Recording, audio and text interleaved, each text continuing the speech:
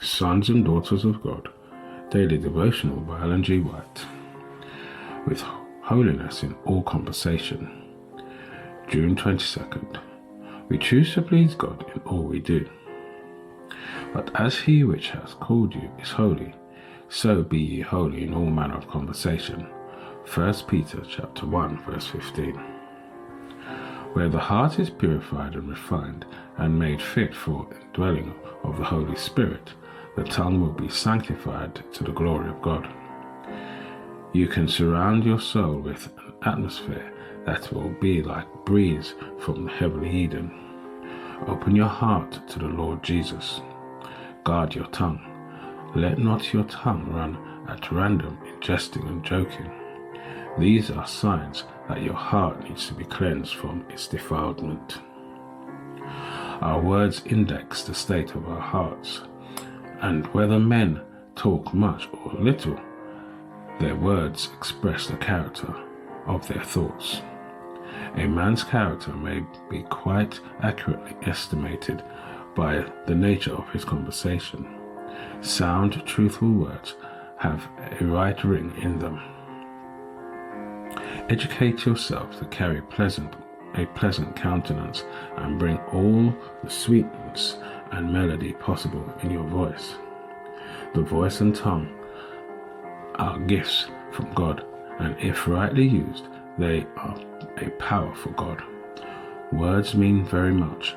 They may express love, devotion, praise, melody to God, or hatred and revenge. When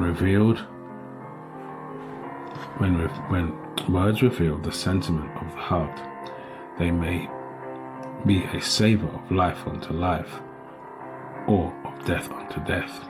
The tongue is a world of blessing or a world of iniquity. Some are seen to come forth from their daily communion with God, clothed with meekness of Christ. Their words are not like a desolating hail, crushing everything before it. They come forth sweetly from their lips. They scatter seeds of love and kindness all along their path, and that all unconsciously because Christ lives in their heart. Their influence is felt more than it is seen. Kind, tender, compassionate words will flow from sanctified hearts and lips.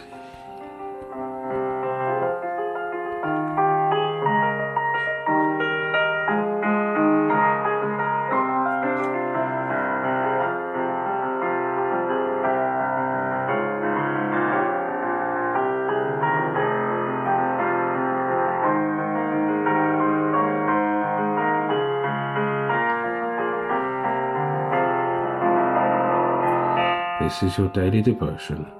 We thank you for listening. We hope you can join us again tomorrow. Please also check the YouTube comments for further study notes.